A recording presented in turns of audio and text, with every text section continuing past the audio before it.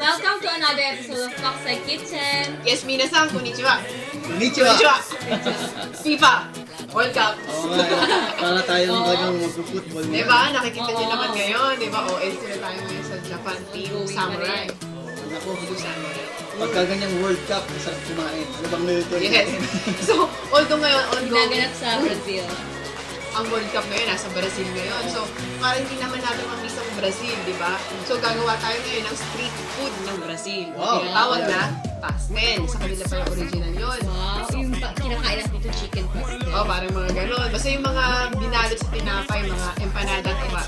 Sa kanila original yun. Bonjia!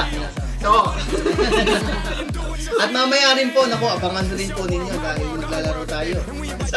Itanong mo kay Unisa. Kaya tara sa kusina and... let's start cooking! So start na tayo magluto ng pastel. Yes, lulutuin natin ng street food ng Brazilian. Pastel, okay? So, introduce ko muna yung mga ingredients natin. Siyempre, unang-una yung filling muna. Dito tayo magko-concentrate yung ating chicken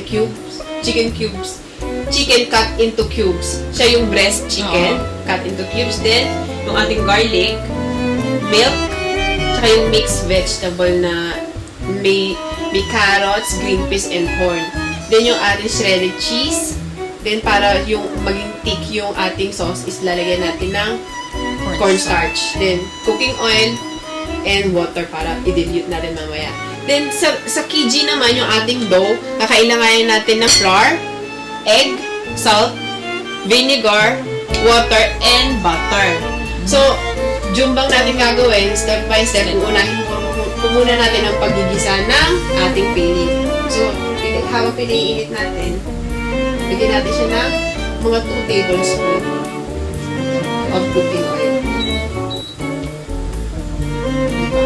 So, talagang ang mga Japanese ngayon is abaritero dahil dyan sa World Cup na yan.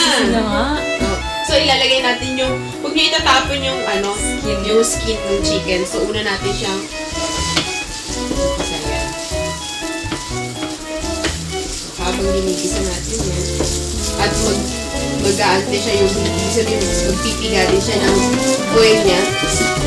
Sunod na, add flavor yun. Sunod natin na,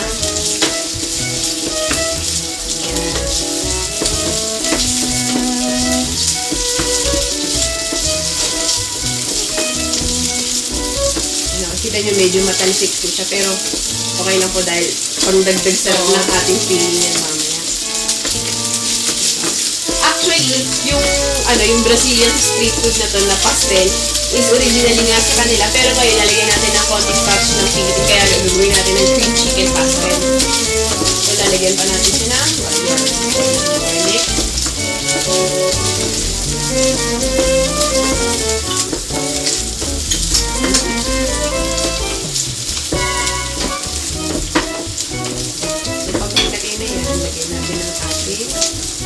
Chicken breast cut into cubes.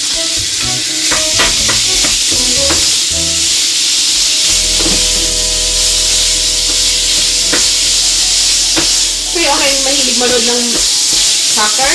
Oo. Sa bahay? Husband ko, sobrang grabe.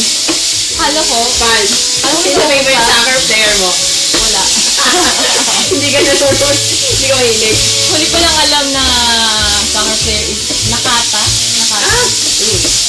Siya lang yung huli ko. Siya lang yung crush ko noon kasi bata pa ako noon. Ay, ngayon. Pero wala na. Kaya alam niya, diba? Hindi na masyado. Parang ano lang, hobby na lang niya. Tapos, ano siya yung charity, di ba? Oh, yun. More on charity na siya ngayon. Ano pa ba? Hello ko si si Beckham. Siyempre ka, mga retired. Mga wala na. So, Kasi kanina di ba napag-uusapan nga natin, mga babae daw, sa mukha ng player, tumitingin. hindi sa skills, bale wala yung skills pag babae. Kahit dati hindi ko matanggap yung soccer na yan na takbo na sila sa takbo, nakakapagod. Pero ang ganda nakatawa talaga nila, talagang cardio. Kung ba naman tumakbo ng 2 hours? Ang layo, no? So, nakikita natin, ayan, white na siya. Wala na yung red meat. Pwede na natin i-add yung ating vegetable. Veggie.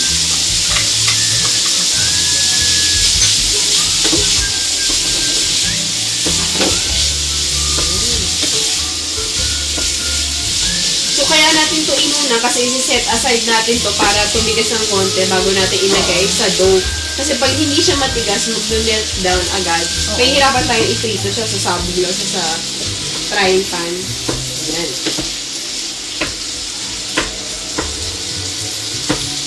Tignan natin yun. After nito, lagay natin ng salt.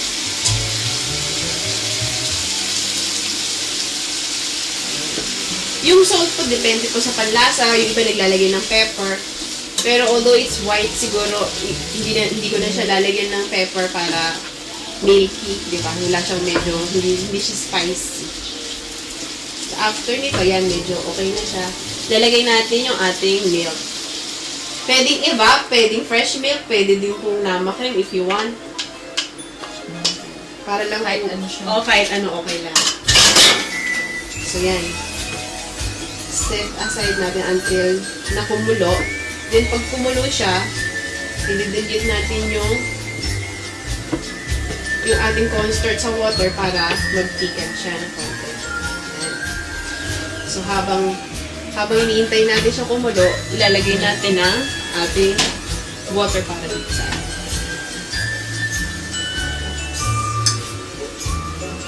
So, kailangan natin siya dito mag-water.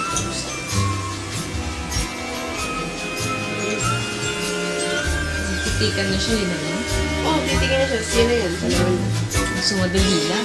So, pwede. Pwede rin naman siyang ganyan. As is, pwede mo ulamin. Oo nga, pwede nga. Kahit wala ng pie. Kaya lang, although Pero it's... yung pinaka-anti-irrit kasi dalpay siya. Kailangan medyo... Parang siya empanada, di ba?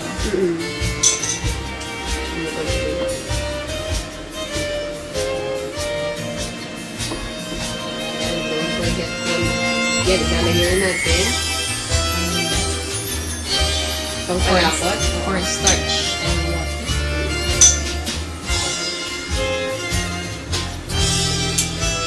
Kaya ilagay natin siya. Kaya natin siya to-stick ng konti.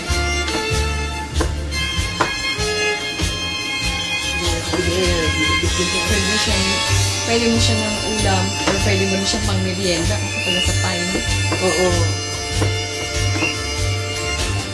Pag tinatamad gumawa ng dough, pwede na yan. So, mama. Ilalagay na lang, itatap na lang sa kanin. Tinapay. Pwede. Di ba? Ayan. So, nakita natin nag-tick na siya. Medyo Ticken na. pakulang Konti pa. pa natin siya ng konti para hindi siya agad masira.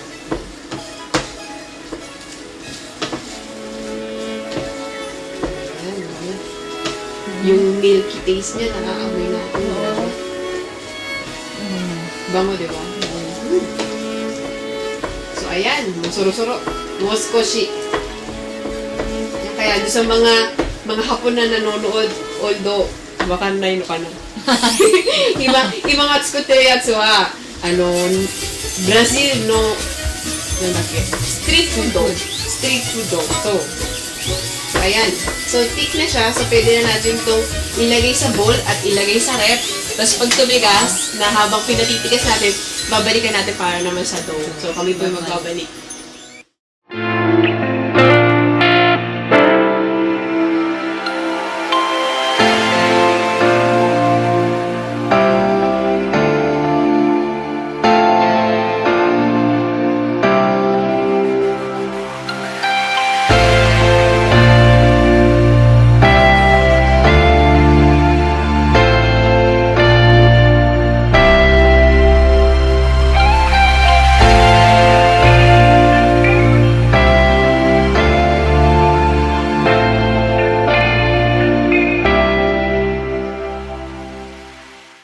Mula nang magsimula ang Asia Yao Show, isang maliit na gulayan lamang nakapwesto sa Tokyo to Sumidako Kisho.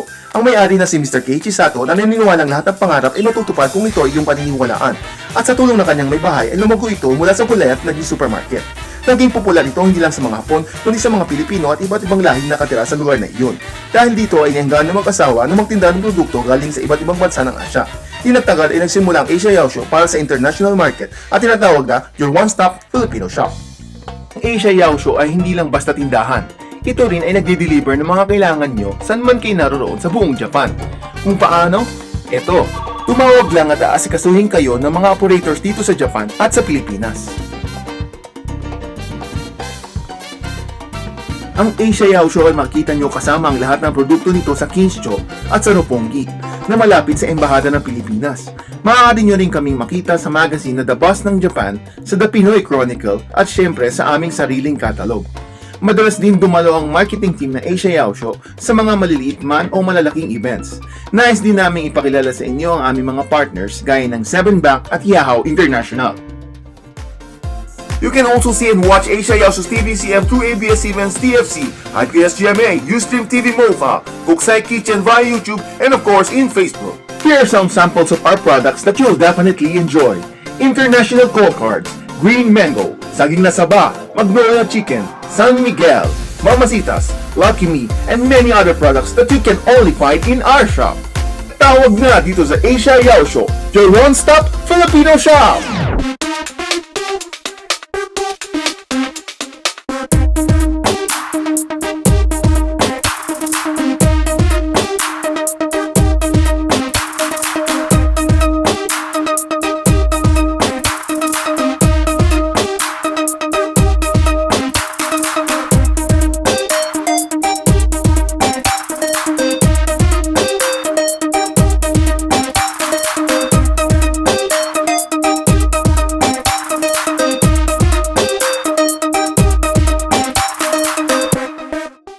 Okay, gawin na natin yung dough naman this time, di ba?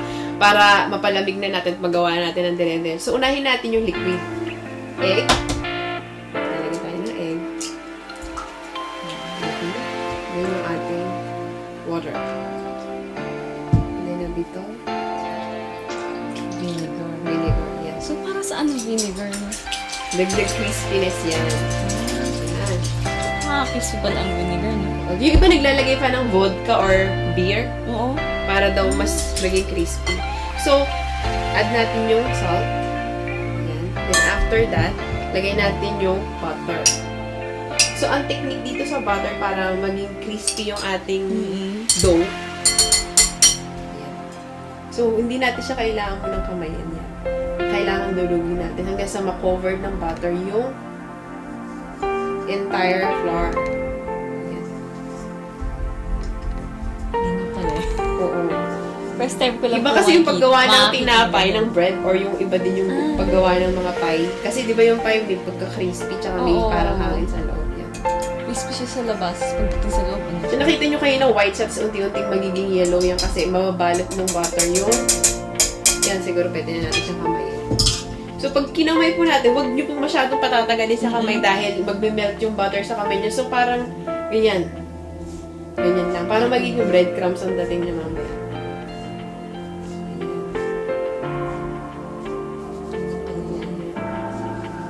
Para ma-cover lahat.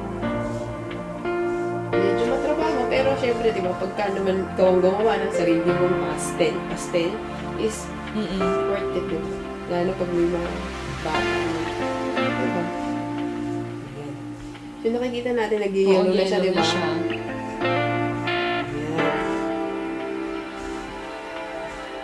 And tapos makikita nyo na kung wala na siyang mga buo-buo, wala na siyang mga pwede na natin i-add kung hindi yung ating ayan. Para nag-i-ano na siya, di ba, breadcrumbs ang texture. Siguro yung pala siya.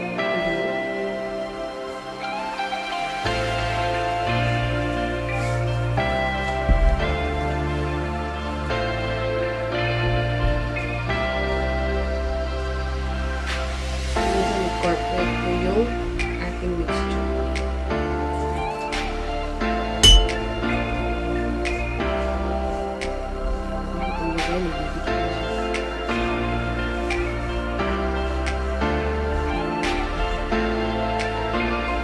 Pag hindi rin po natin siya pwedeng i-over mix kasi nga tumitigas naman yung gusto. So, dapat makikita yung medyo flaky ng konti. After this, lagyan natin siya dito. Pero hindi to katulad ng bread na binabato-bato. Ito ganyan lang. Magko-combine lang po natin. Kasi nga, tampay siya parang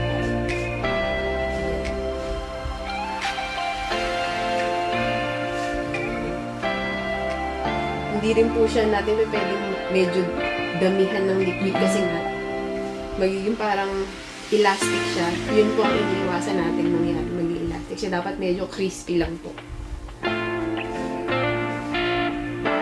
So, ganyan. Tapos ganyan ulit. Parang i-fold lang po ganyan. Parang siyang Play-Doh. Ayan.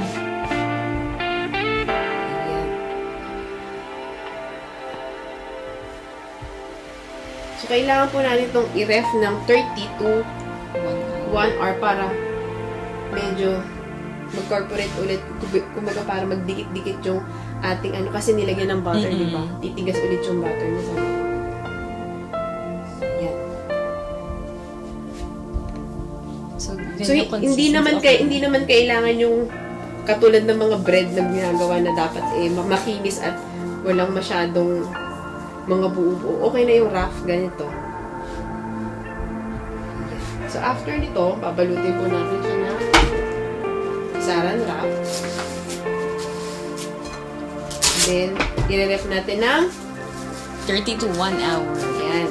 So, ilalagay na po natin to sa ref.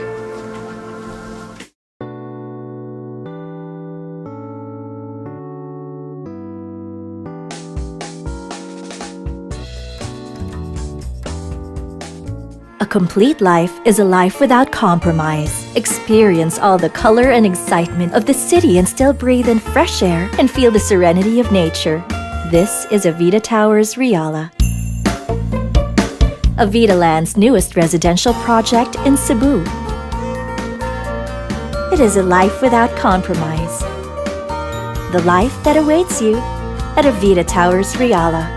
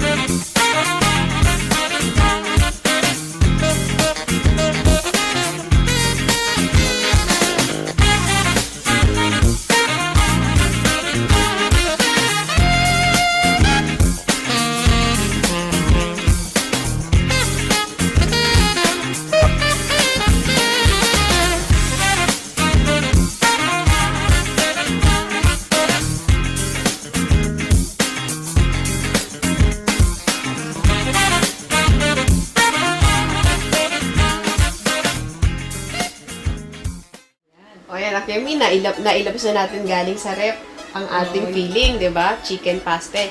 So, ilalagay na natin yung ating cheese combination. Mas maraming cheese, mas masarap syempre. Mag-melt. O, saluin natin.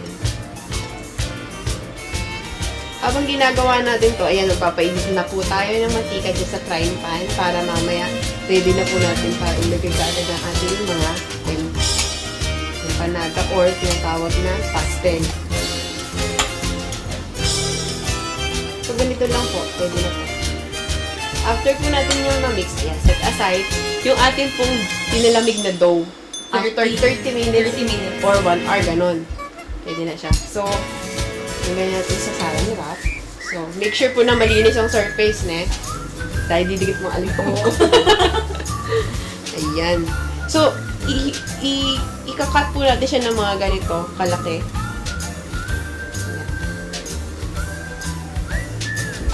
Ayan, tapos i-roll. Set aside natin. So, ayan. Madali lang po ang paggawa. So, i-roll. I-rolling din po natin.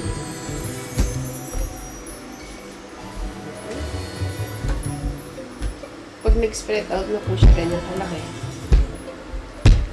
So, pwede na natin ilagay ang filling.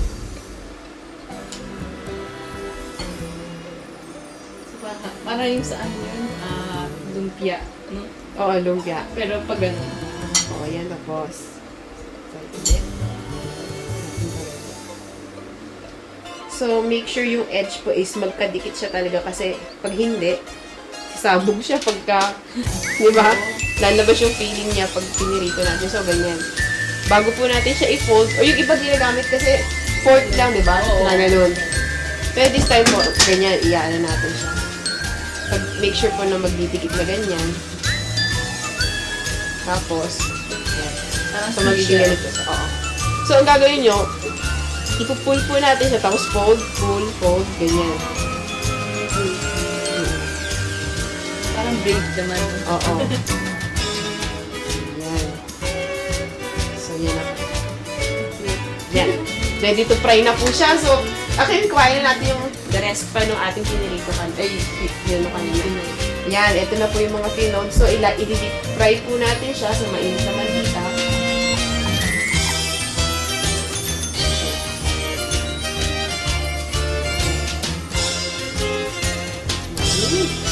Tama-tama ito na rin.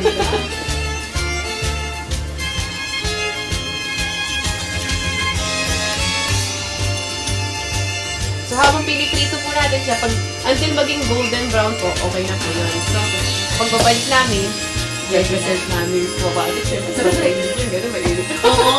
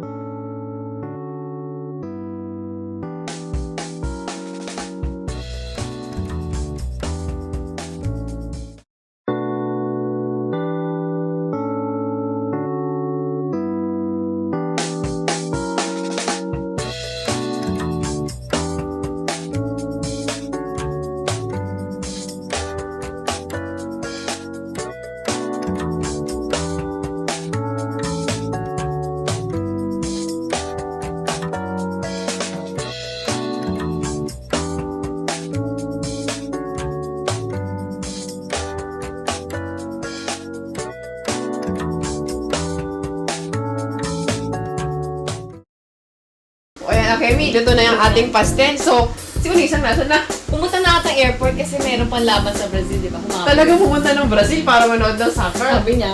Ay, ganon. O sige, tignan na natin, okay, Mi. Hindi tayo yan. Tadakimasu.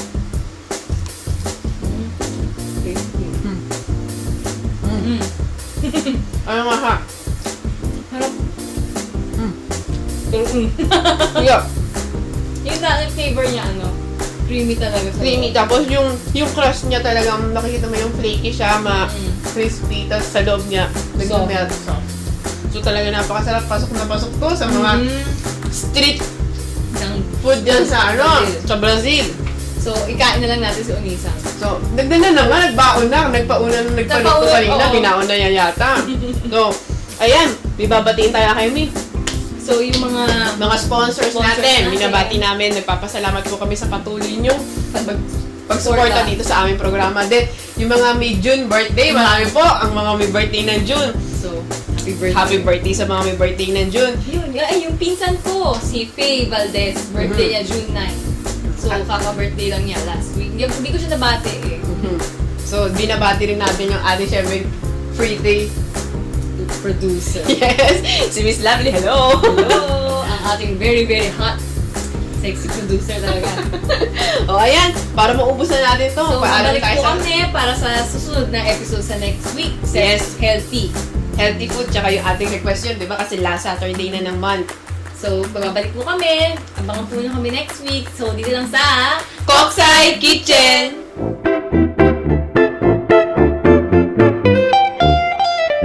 Thank you.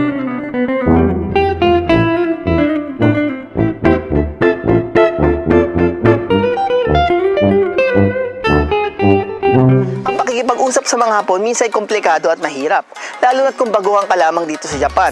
May mga salita talagang hindi mo maiintindihan. Kahit ang tanging paraan lamang ay ang pagkilos ng kamay at katawan. Kaya't heto ang ilang gestures at body language na kadalasang ginagamit ng mga Hapon.